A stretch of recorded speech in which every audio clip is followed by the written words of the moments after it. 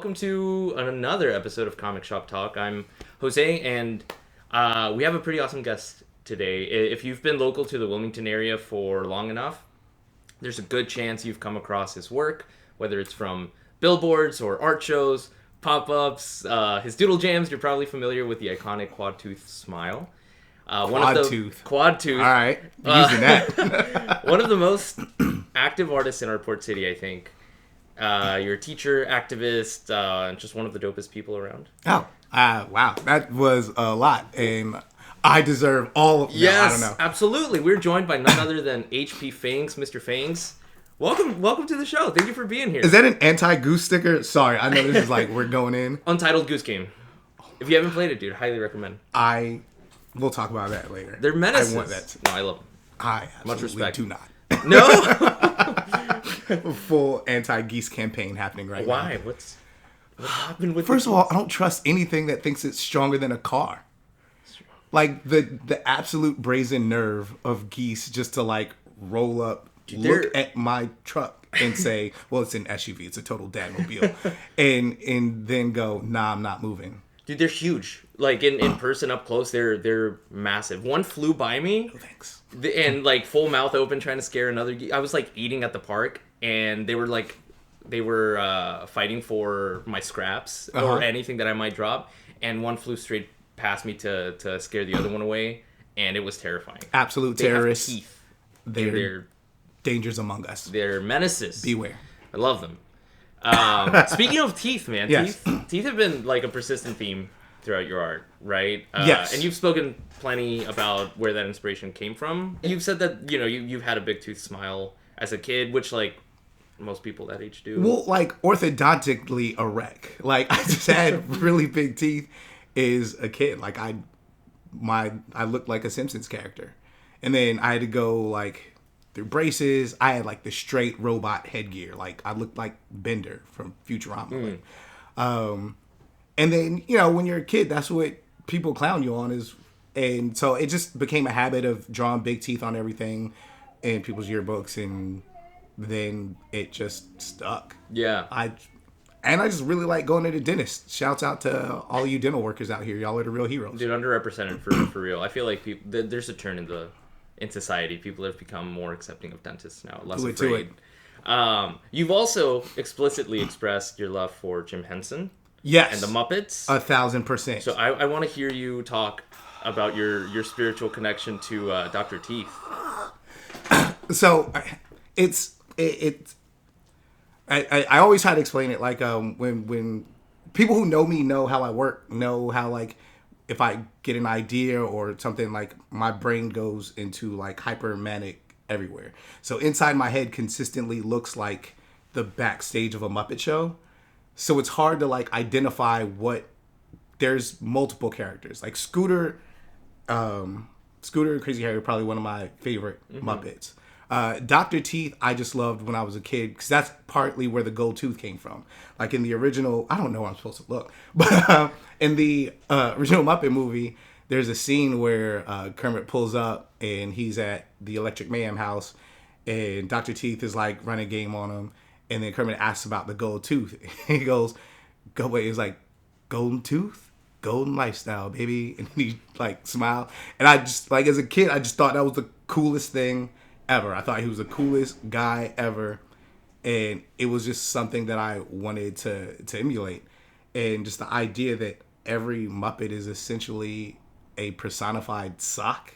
And it's just there's so many personalities in there that, like, if I wanted to get real Socratic about it, I could, but then I just start feeling real nerdy.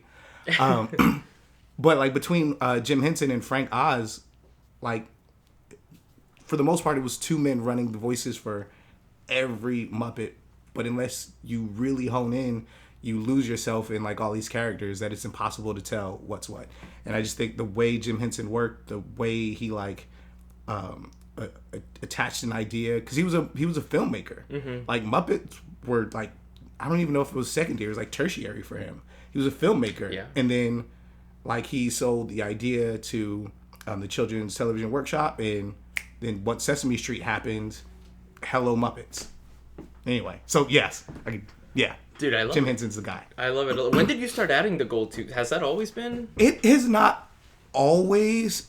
I think it's because I used to put a heart in the tooth, and then it was like rewatching the Muppet Show, and then so my family's all from Jersey, and there's this guy who used to live next door to my grandfather.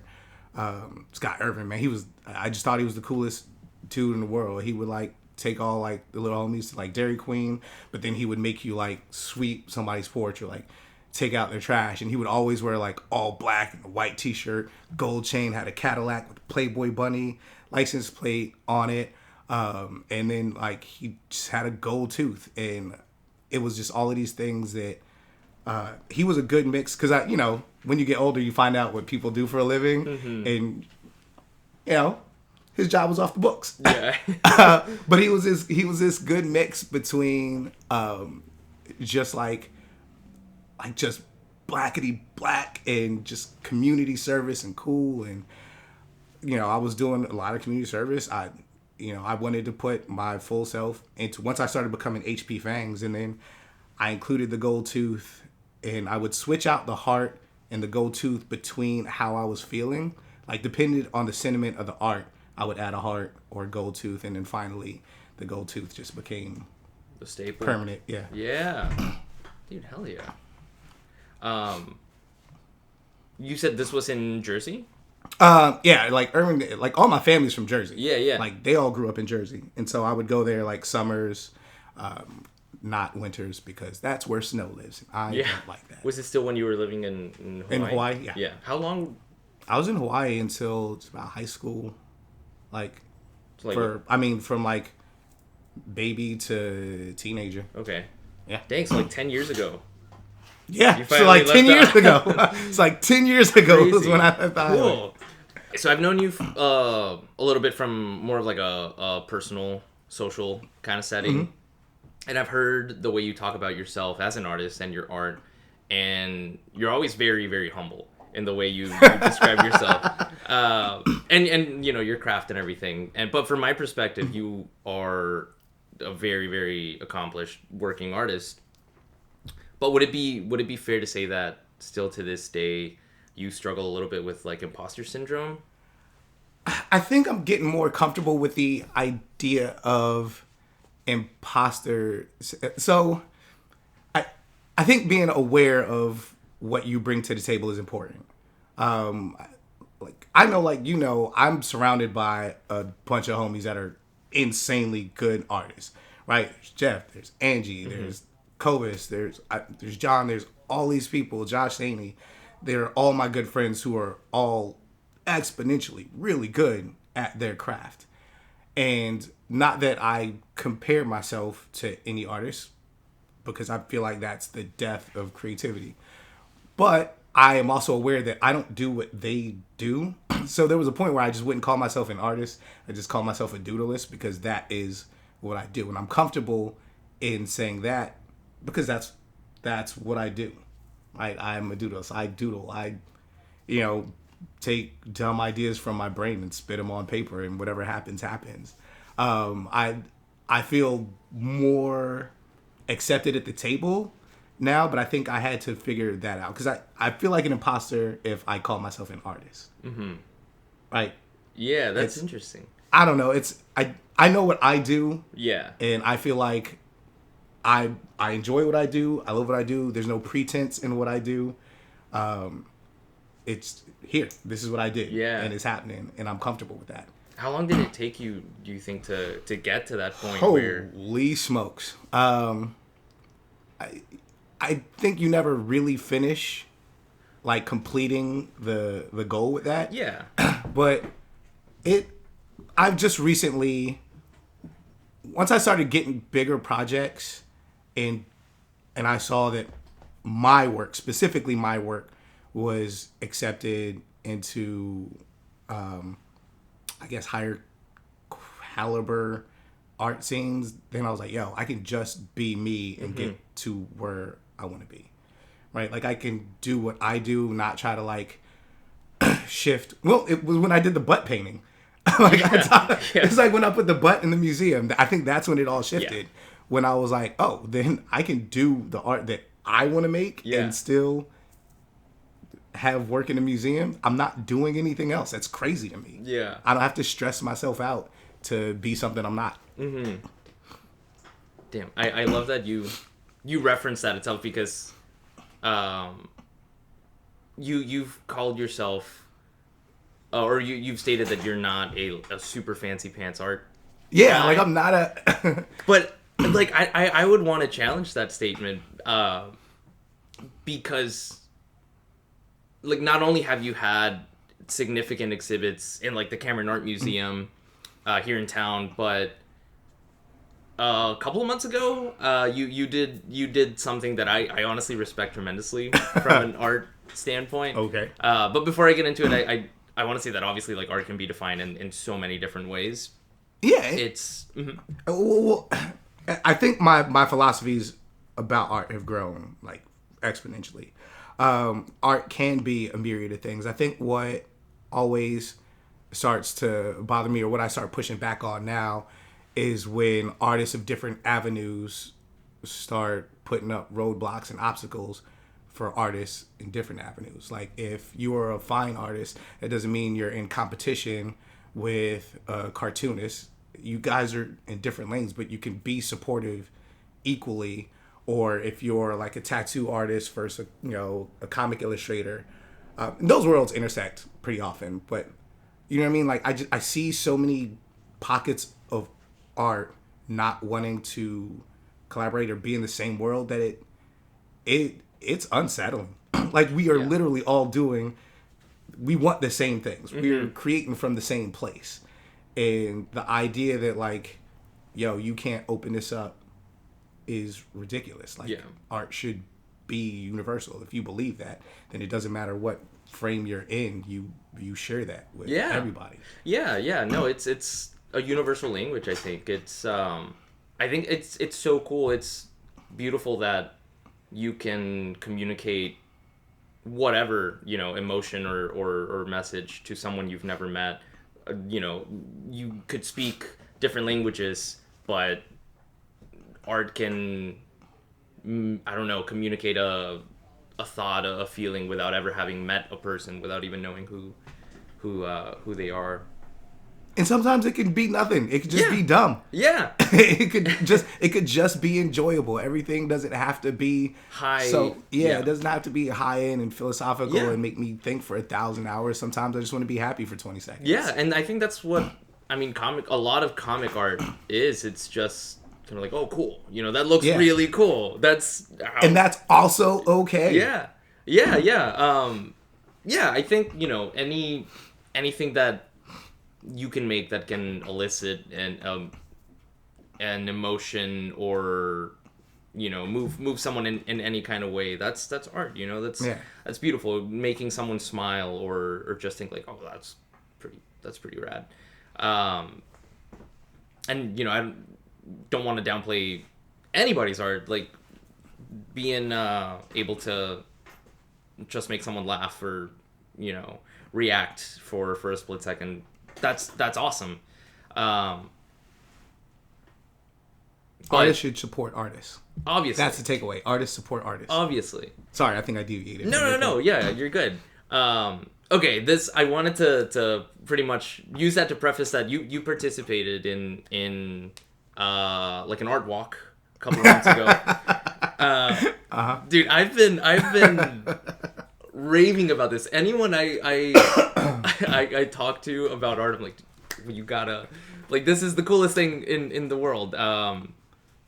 But you participated in an art walk that they do here in Wilmington on the fourth Friday of the month, called Fourth Friday. Yeah. Where a bunch of art galleries participate and set up local artists' work, and they'll have the artist in the gallery to talk about it and meet the people, sell art. You had the opportunity to set up an exhibit for that. Yes. And I was able to go, man. I was so excited, especially when I heard what you were doing, because it challenged what everyone else was doing. It was going against the norm. I don't know, like against what people were expected to do. So this will always be one of my favorites because we're talking about I know what we're talking Yes. about. Yeah, so it wasn't a solo exhibit. It wasn't just like my exhibit. I was in the exhibit with 4 other artists. Super talented. 4 really talented. Extremely talented 4 people. really extremely talented artists who are also friends. Super sweet people. Right, I got to meet Mojo that day. And like shouts out to my guy Mojo. He's awesome. But I knew like, because I also like at any given point I have like 4 or 5 other projects happening. Mm-hmm. I knew I was going into this gallery. This may have been my first 4th. Like I've done plenty of art shows, but this was my first 4th Friday gallery experience. And I had just read this story about this Danish artist, Jens Hanning, and I hope I'm saying that correctly if he ever watches this. I just want him to know that send it directly he's one of my heroes. He had done a piece for this Danish museum, I guess a few years prior to this story, and it was worth like millions or something like that. And then the museum reached out for another exhibit, sent him canvases and offered him $84,000, to kind of recreate what he did before. And so he sent them back a blank canvas and titled it "Take the Money and Run," and it was the most genius thing. Because then I watched the interview, and in the interview, the interviewer was like, "So the museum is wanting its money back, and do you feel like it was like thievery for you to do that?" And he said very confidently, "No, and I'm not giving the money back." And so then I wanted to read more. I was like, this dude is like indignant in a way, righteous indignant. I don't know, whatever. But the idea behind it was the economic values of art are so trivial, and he was like, it's not thievery. What was thievery was you offered me $84,000 for something that you were trying to replicate millions off of. So I gave you the value of what you gave me. And it was just, but just the idea of it, like, well, no, I'm not gonna, here, this is the art. And he'll say it plainly. He's like, this is the art.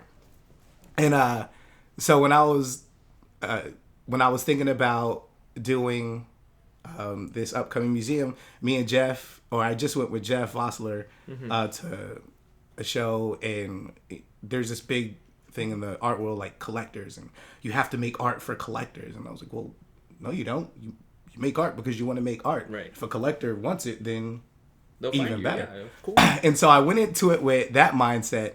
And so I did these like 15-minute pieces of all these like high dollar art pieces. Like I did the Vitruvian Man, and it was just like a stick figure. Yeah. Like doing this. And I researched the pieces in the art show. When you have the caption of what your piece is, I literally just remixed the caption for the actual Vitruvian Man, and I charged like what I think it's like 1.2 billion or something. Yeah. For that piece that took me 15 minutes. In the same way, the banana with a duct tape made like 120,000. So I did a banana with a duct tape, charge 120,000, and I did my version of Take the Money and Run, and I did a Banksy. I did all these. It was not received well. It was like I wanted, I just thought it was a phenomenal gag. I knew the art wasn't gonna sell. Like I didn't go into it with the intention of selling the work. Right. I went into it with the intention of like, yeah, man, like art economics is pretty ridiculous. Dude, I love that so much because the intent, the purpose behind it is funny. It's so funny, but it wasn't received. It was not received, and like as a joke. It was not received well at all. In fact, at one point, they had considered removing my art from the show And when I heard that, I was like, I have to go. Like, I have to go. If you are there, if Haji's there, I have to be there to see these pieces. But that, like, so, and to be fair to the gallery and to my friends who's hosting the show, I get the idea is these galleries open their doors so artists can hang their work, and then they take X cut of the money for building funds or whatever for necessary purposes, but they expect the art to sell. Mm-hmm. And I knew I was in a show with 4 other phenomenal artists whose artwork was going to sell. Oh, and what if one of my pieces would have sold? If I'd have sold 84,000 for take the money and run, that would have been phenomenal. Yeah. Oh my gosh. Yeah. One, and you're good for a while. But also the fact that it made people upset. I mean, that's what art's about, right? That's the intention wasn't for people to be no, upset. not at all. Right. I just thought it was funny. But I think that's kind of like the beauty of art. Like once you put it out there, yeah, whatever people do with it, like however they feel, that's completely out of your control. The way they interpret it. But yeah. I think that's just such a powerful thing to do with your art, especially because it was supposed to be this funny, fun, lighthearted thing. That night was real tense for a minute. Dude, I remember talking to you that night, and you were I could feel it was real tense. I could feel it, but no, it was I thought it was great. I respect you a lot for doing it. I think it's phenomenal, especially after knowing that people weren't going to be super happy about it and still like sticking to your guns. Oh, I was not folding. Yeah, no, I was not going to change. Dude, that is the biggest like fancy pants art thing I've ever seen anyone do. I love it so much. That was iconic. I think, racist is a big theme in a lot of the work you've done. So I wanted to take a moment to just talk about that, just race in regards to art or life in general. I'd like to think that people have come a long way, but still there's so much work to be done.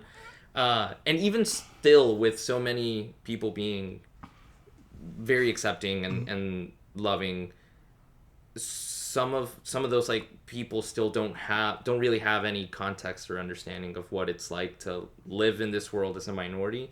Yeah. Or I guess I'm really just talking about the U.S. because that's my frame of reference too. Like as a minority, as a person of color, what would you like people to know about what it is like to be? For the same reason why I love Sesame Street and the same reason why everybody should love their kindergarten teachers, because you learn all of that stuff hella early. Mm-hmm. You don't start becoming a bozo until you grow up. It's taught for sure. It's not even so much about race. I have zero tolerance policy on any level of discrimination. I've experienced a ton of it in my life, and that's not unique to me. I've seen homies experience it, and like violently. And so it's not even a conversation I feel like I need to go long on. Mm-hmm. Dog, your kindergarten teacher and Big Bird have taught you everything you need to know. So the minute you start acting like a freaking ding dong, just go back to that. Yeah. Like, the idea of I hate you because you're this color, or I don't like watching mustaches kiss mustaches. That is so asinine to me. I can't process what type of thought process you would have to have. Like, if that's not your jam, it don't have to be your jam. I hate the people who love pancakes, but I'm not out here starting tiki torch marches for people who love pancakes. Dude, let them eat pancakes. Have your pancake, bro. I don't have to eat it. And I think when you break it down to a base level, it truly is that simple. The complex thing is when people start to make up these scenarios to cause things that wind up in fear, violence, discriminatory policies. And it's not that hard of a thing to just not be. Mm-hmm. And I think that's where kind of my gavel bangs on that topic. Yeah. But I feel like even when people try to be understanding mm-hmm. and inclusive and stuff, they can say things in a way that comes off as like there's like good intent in it. I'm like, oh, you don't really. I also think people should give everybody the benefit of the doubt. Everybody deserves that. One thing I don't like is the do your own research Ugh. comment. Yeah. And this goes both ways for all people, all whatever. If I'm asking you something and it's a genuine question, it's a good faith question, and I have that knowledge, then that's open communication. Let's share. Sure. Let's have that. Let's talk it out. Versus me saying, "Well, you should go do your own research," because that's a conversational stop sign. I didn't do anything to propel whatever movement or whatever ideology. If people are asking, yes, I can Google easily, but Google doesn't give me the humane experience. Yeah. Like Google will give me statistics. It'll give me like anecdotes, but I can feel, empathize, sympathize, or learn from somebody actually hearing firsthand accounts. It can also be biased based on how you ask the question on Google too. Right, and it could be biased. But it could be biased in any different direction. Yeah. I just feel like in where what's the Pop-Tart word now? Open dialogue. Yeah, is kind of corny. Like this ain't, but I feel like be open to the conversation. Be open to humane experiences. Yeah. Like and it sounds real like rose-colored glasses, but I'll be rocking them things, dude. Keep rose-colored. Okay, one more quick question. Yes. On the topic. Again, if you don't want to talk about it, we can skip. And I ask this because this is something that I have struggled with myself. But have you ever struggled with identity issues? Like to give my own sake, or trying to shed your identity as a person of color to better fit in with others. Because I for one, growing up, tried so hard to be as white passing as possible. Because I feel like a lot of people don't think I'm Hispanic from a glance sometimes. Even when I tell them my name, it just doesn't click, and they'll say something super super out of pocket about Hispanics, and I'm like, brother, what are you talking? They're like, ice, am I right? Yeah. But like growing up, my name like embarrassed me, and I tried to be called so many different names other than my own, or even pronouncing my name, trying to pronounce it as American as possible, like Jose instead of Jose. Yeah. But I wanted to know if you've ever struggled with anything similar. So, all right. So without dispelling all of my therapy sessions, it's a significant thing. Like, I have like 5 different names that each have a character attached to it. So that's just number one. And for the people that know me know. But also, right, I grew up in Hawaii, so I grew up around like Polynesian, Asian, I grew up around a lot of not black, but also not white. All my family's from Jersey City. When I would go out to Jersey, it was black, it was Indian, it was Puerto Rican. Then I come out to Wilmington, and it's white as the driven snow. And, I was in California, a lot of Hispanics. And growing up specifically in Hawaii, that Hawaii-Jersey transfer was always kind of weird because I never wanted to be anything else, but growing up, I grew up as like a Hawaiian kid, and then I would go to Jersey and then be a city kid. And then when I moved to North Carolina, trying to figure out which one of those I would be, and who I would be, and how does that fit now when I'm living in all black communities to then moving to an all white community. But I've always been very strong in being black. Do the Right Thing is my favorite movie. The song like Take It Easy by Mad Lion was always one of my favorite music videos specifically, but songs. And in like that early 90s, like rap had such a strong presence of being black, like on A Different World with Kadeem Hardison. I was like, that's who I want to be. I want to be Spike Lee. I want to be Kadeem Hardison. So, like listening to De La Soul, like I knew what version of being black I wanted to be. So it wasn't ever, do I want to be a different race, as much as like what version of my race am I supposed to be in all of these different areas. Mm-hmm. And but thankfully, to those heroes I just shouted out, I learned real quick that in the same way with my art, like this is what you got. Yeah. Right? Like, and once you figure that out, that's when your community draws to you, and you figure out who your community is through that versus trying to, impart myself into communities that not necessarily I don't belong to, but that just aren't beneficial to the ubiquitous us. Yeah. Dude, no. Wow. Yeah, that resonates a lot. That hits. 'Cause yeah, I also, I don't know, I didn't gravitate towards like the more traditional, I don't know, Hispanic culture that was very present where I grew up. So like I was like, I don't really feel like that, but I'm also not, the complete opposite. And it wasn't until my adult life where I was like, oh no, I am Hispanic, but like I am my version of that, and that's, I don't know, there's like a peace that comes with that, and it was, I don't know. Yeah, we just figure it out. Like, yeah. I think we're running out of time, but okay. You have an event coming up on the 14th. I do. Valentine's Day. Yes, I do.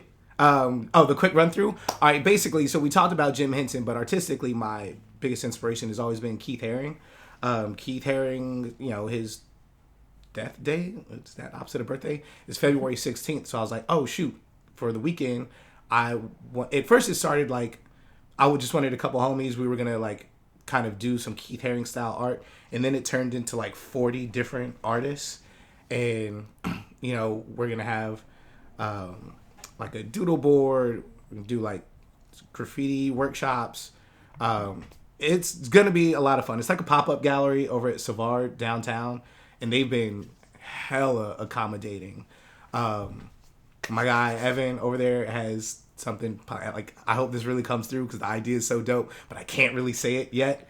But it's just a dope event. Come check out some art. The whole idea is to celebrate the legacy of Keith Haring, and that like, art should be for everybody. Art should be inclusive, to celebrate his work in like social justice and activism, to celebrate like just diversity. We're doing, some fundraising for the LGBTQ Center. We're doing fundraising for youth art programs here. It's I don't know, like in my head, it's just a circus of art. Yeah. How many artists do you have? I think the accurate count is 38.